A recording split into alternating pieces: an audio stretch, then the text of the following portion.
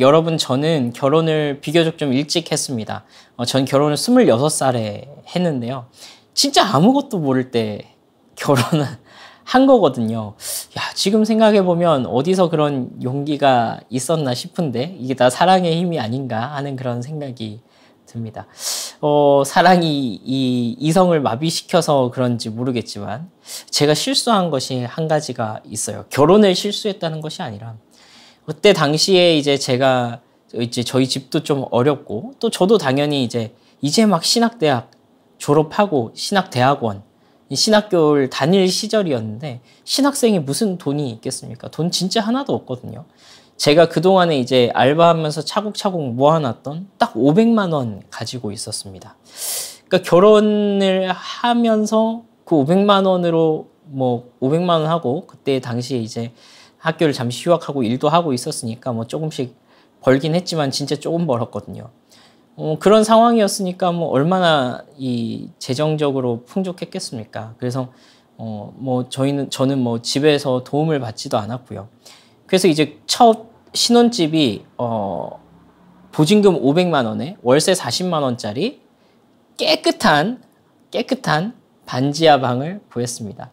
어릴 때부터 들은 건 있어가지고 어른들이 반지하에서 단칸방에서 시작해서 살림을 조금 늘려나갔다 하는 그 말씀을 듣고 나도 그렇게 하면 되겠거니 생각하고 그렇게 한 것이죠.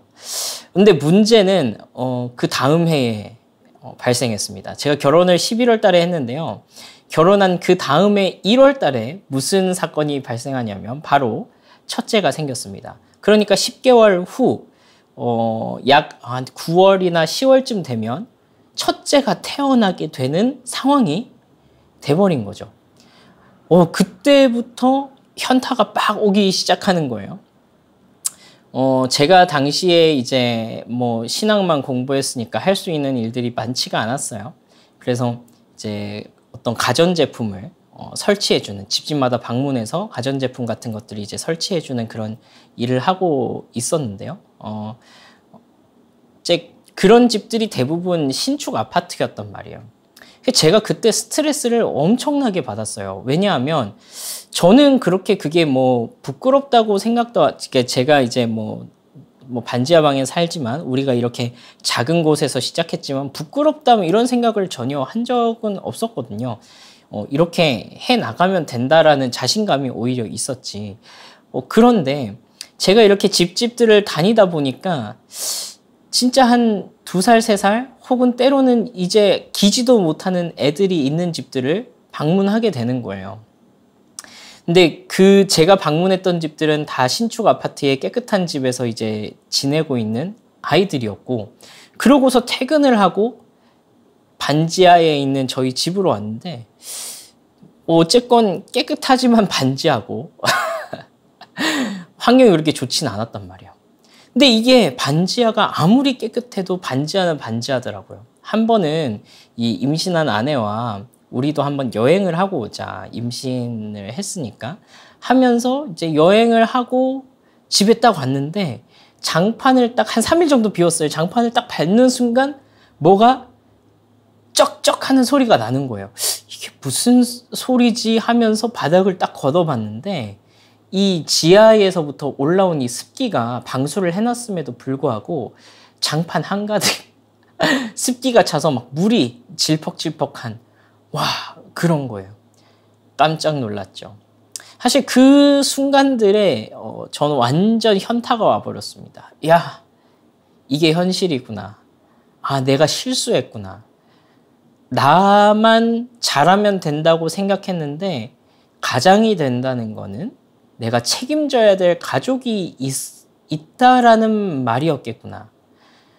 나는 그렇게 살면 되는데 내 아이가 이렇게 안 좋은 환경에서 자라야 된다니 이게 너무 막 저한테는 세게 오는 겁니다. 그래서 뭐 출근하면 또 제가 방문하는 곳들은 다 깨끗한 집들이죠. 신축 아파트, 새로 이제 막 입주하는 아파트들이니까.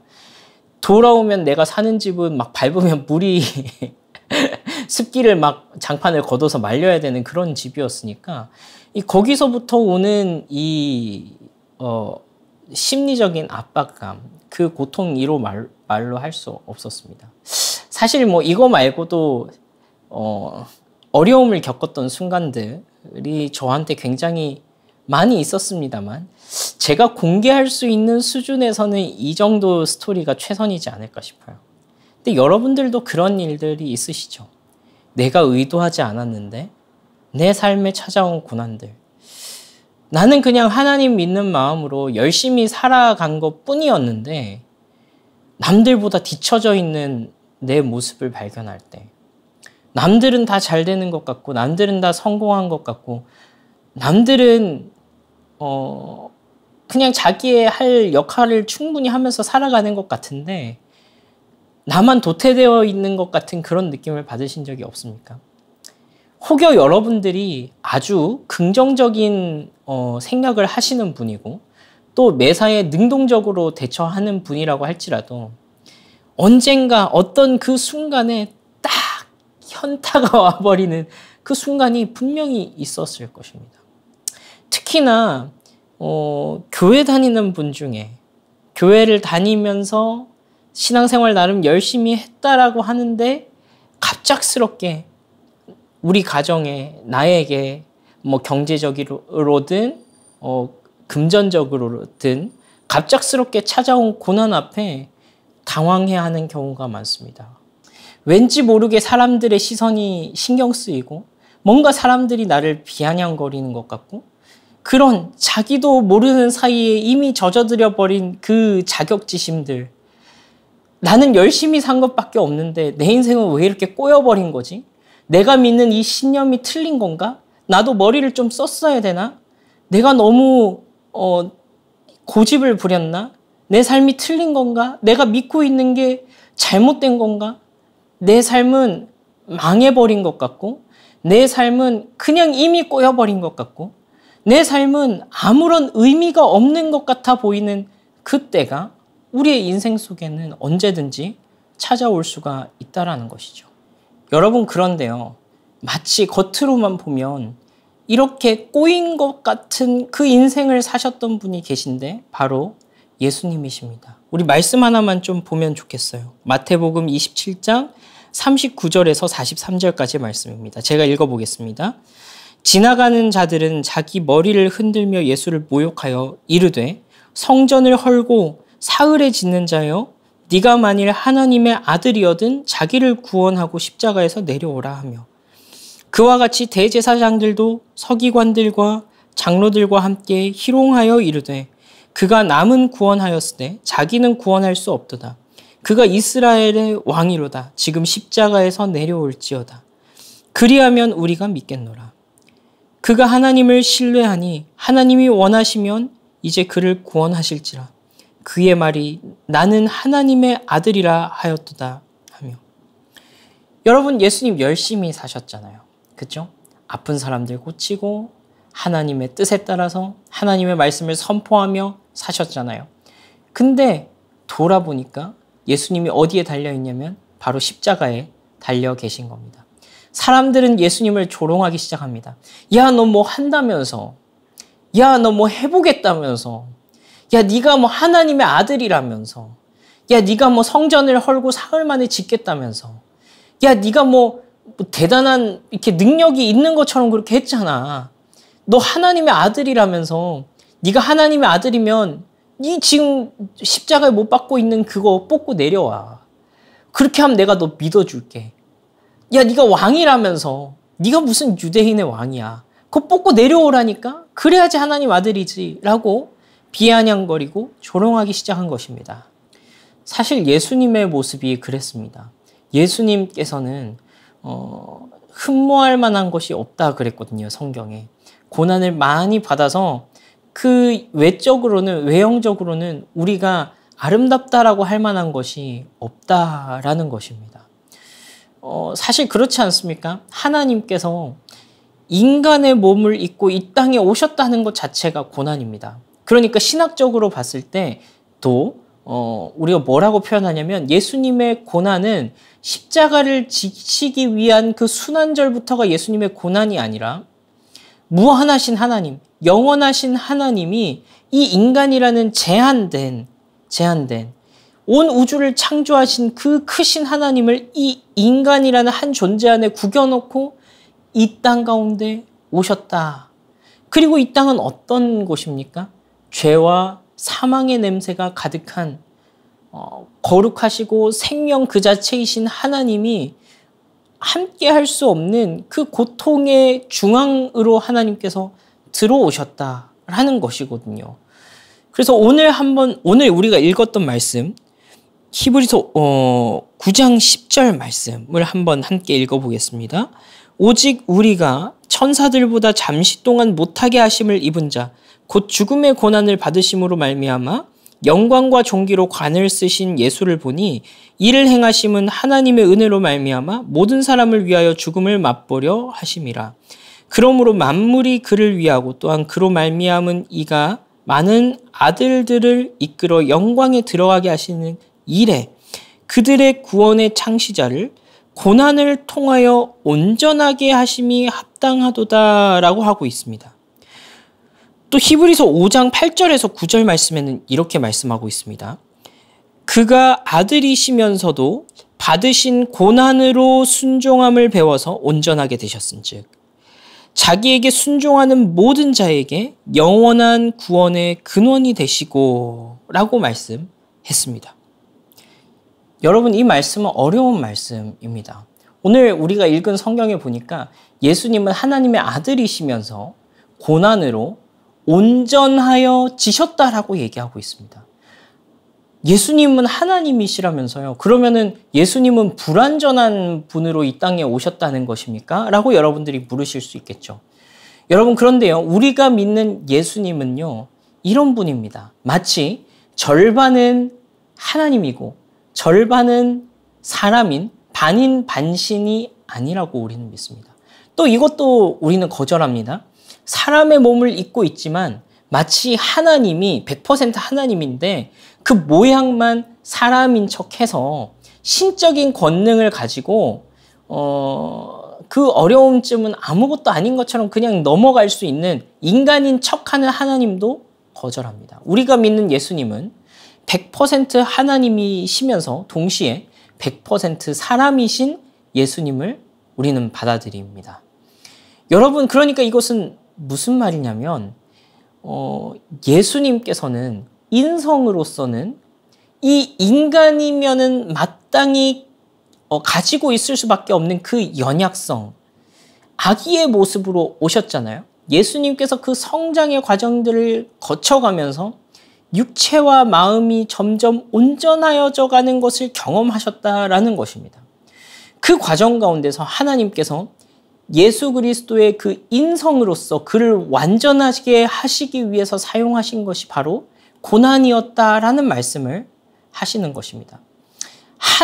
예수님은 하나님이시기 때문에 인간으로서 우리의 삶을 건너뛰어서 바로 신적인 어떤 존재로서만 사신 것이 아니라 우리의 연약함과 우리의 부족함과 우리의 이 궁핍함을 그분 역시 경험하시면서 온전하여져 가셨는데 그때 하나님께서 예수 그리스도를 온전하게 하시기 위하여 사용하신 방법이 바로 이 고난이라고요.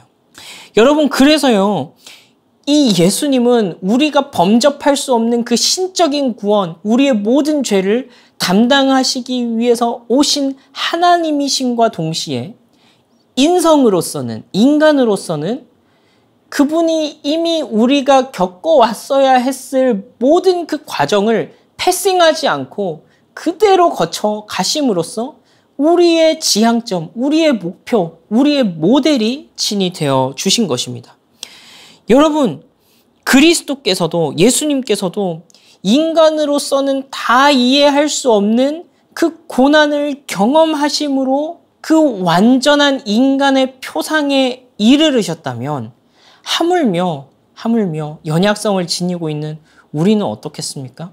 우리는 그 고난을 피하겠습니다. 하나님, 나에게는 고난을 주지 마십시오. 하나님, 나에게는 순탄한 길만 허락하여 주십시오. 나 하나님 믿잖아요. 그러니까 나에게서 이것은 치워주십시오 라고 말하는 것이 온당합니까? 그렇지 않다는 것입니다. 그래서 여러분, 오늘 우리가 읽은 성경은 우리를 향해서 이렇게 말씀하십니다. 거룩하게 하시는 이와 거룩하게 함을 입은 자들이 다 한 근원에서 난지라. 그러므로 형제라 부르시기를 부끄러워하지 아니하시고 라고 했습니다. 그래서 여러분, 그 수치를, 그 부끄러움을, 그 고난을, 그 고통을 자신의 신적인 능력으로 온전히 그 인간이라는 그 예수의 육체에 담아내셨던, 그리고 그것을 통해서 온전하여지셨던 그 예수 그리스도께서는 동일하게 이 땅 가운데서 고통당하고 고통스러워하고 부끄러워하고 수치스러워하고 다른 사람들에게 참한 내 모습을 다 보여줄 수 없어서 절반은 보여주고 있지만 반은 숨기고 있는 그러한 이 애매한 모습으로 살아가고 있는 우리들을 부끄러워하거나 수치스러워하지 아니하시고 네가 바로 내 형제다 라고 자신 있게 말씀하고 계신 것입니다. 그래서 여러분, 우리가 이 그리스도의 고난을 묵상하고 우리가 생각하면서 우리가 가져야 될 태도는 무엇입니까?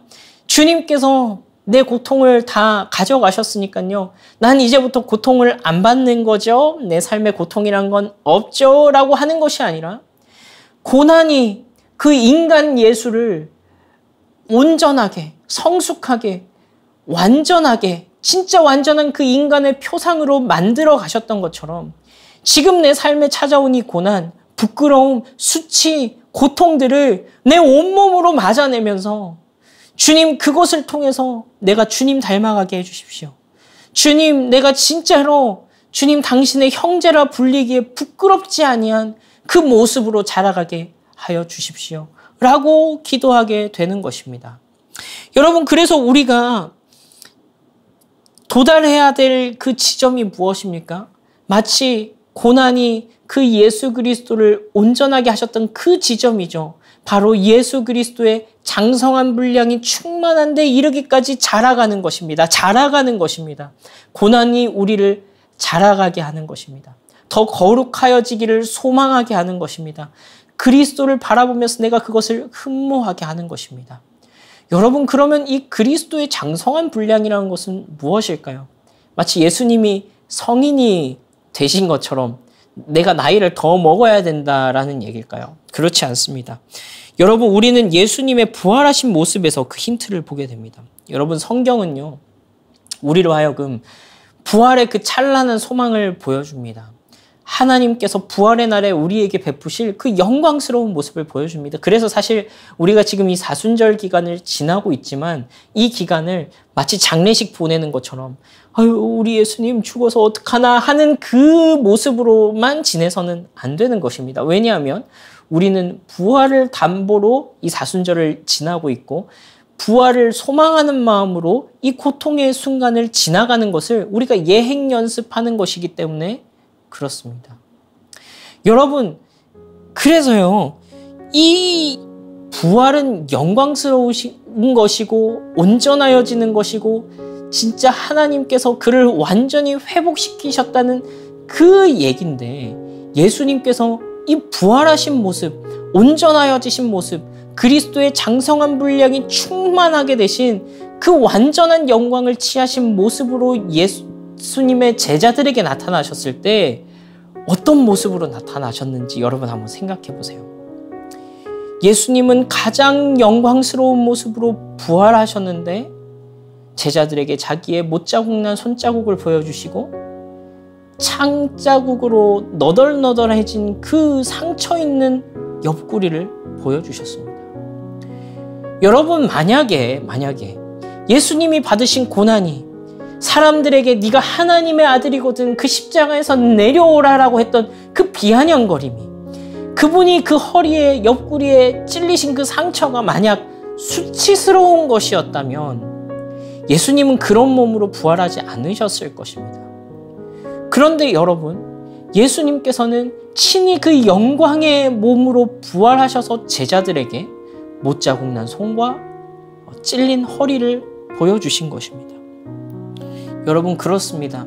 예수님은 가장 영광스러운 모습으로 부활하셨는데 그 모습은 우리가 상상하는 것처럼 아무 상처 없고 멀끔하고 마치 성형한 것처럼 그렇게 멋진 모습으로 나타난 것이 아니라 네가 만일 하나님의 아들이거든 십자가에서 내려오라라고 그 조롱했던 사람들의 그 비난을 온몸으로 맞으셔야 했던, 팔에는 못이 박히고 옆구리에는 창자국이 있는 그 모습 그대로 부활하셔서 그것이 가장 영광스러운 그리스도의 모습이었음을 역설하고 있는 것입니다. 여러분, 그래서 바울은 이 영광에 대해서 이렇게 묘사하고 있습니다. 우리는 십자가에 못 박힌 그리스도를 전하니 유대인에게는 거리끼는 것이요 이방인에게는 미련한 것이로되 오직 부르심을 받은 저와 여러분 같은 자들에게는 유대인이나 헬라인이나 그리스도는 하나님의 능력이요 하나님의 지혜니라 라고 말씀하고 있는 것입니다. 여러분, 예수님은 여러분들을 형제라고 부르기를 부끄러워하시지 않습니다. 여러분, 다른 말로 하자면 예수님은 여러분들을 자랑스러워 하십니다. 왜냐하면 당신은 그리스도께서 경험하셨던 그 아픔의, 그 고통의 조각들을 여러분들의 삶에 채워가고 있는 중이시기 때문에 그렇습니다. 그리고 이 고난의 조각들은 그리스도의 장성한 분량, 그러니까 이 아픔과 고통과 수치를 당한 그리스도께서 도달하신 그 영광의 자리로 여러분들을 인도하고 있기 때문에 그렇습니다. 여러분, 이것이 우리에게 처한, 그리스도인들이 처한 고난의 역설입니다. 여러분, 이것을 통해서 우리가 도달하게 되는 그 영광의 자리는 무엇입니까? 여러분들의 그 수치를 가지고, 그 아픔을 가지고, 고통을 가지고 그리스도께서 그렇게 하셨던 것처럼 가난한 자들의 부요함이 되어줄 것입니다. 수치스러워하는 자들의 영광이 되어주실 것입니다. 고통받고 있는 자들의 위로가 되어주실 것입니다. 당신은 더 성장할 것입니다. 더 자라갈 것입니다. 더 의젓해질 것입니다. 더 여유 있고 더 품위 있는 모습으로 자라갈 것입니다. 하나님의 영광에 참여한 자가 될 것이란 말입니다. 왜 그렇습니까? 그 고난이 그리스도를 성숙하게 하신 것처럼 그분을 따라가는 우리의 삶에 마땅히 있었어야만 했던 그 고난이 우리를 예수 그리스도께서 가셨던 그 영광의 자리까지 인도하여 주실 것이기 때문에 그렇습니다. 당신의 삶은 부끄럽지 않습니다. 당신의 삶은 자랑스럽습니다. 당신은 지금 그리스도의 온전한 형상을 닮아가고 있는 중입니다. 우리 함께 기도하면서 이 소망을 가졌으면 좋겠습니다. 여러분들이 지금 어떤 상황에 처해 있습니까? 여러분들의 삶 가운데 이해할 수 없는, 납득되지 않는 고난이 찾아왔습니까? 그것이 여러분들의 잘못으로 인한 것이든 혹은 여러분께서 뭔가 하지 않았는데 갑자기 찾아온 것이든 상관없습니다. 상관없습니다. 그리스도를 위해서 했던 것만 고난으로 그렇지 않습니다. 우리가 그리스도인이라면, 우리가 하나님의 손 안에 있다면 하나님께서는 여러분들의 삶에 일어나고 있는 그 모든 고난의 조각들을 모아서 그리스도를 닮아가는 그 일 가운데 사용하실 것이기 때문에 그렇습니다. 여러분, 그래서 우리 이제 함께 기도합시다. 주님, 나를 부끄러워하지 않으시고 자랑스러워해 주셔서 감사합니다.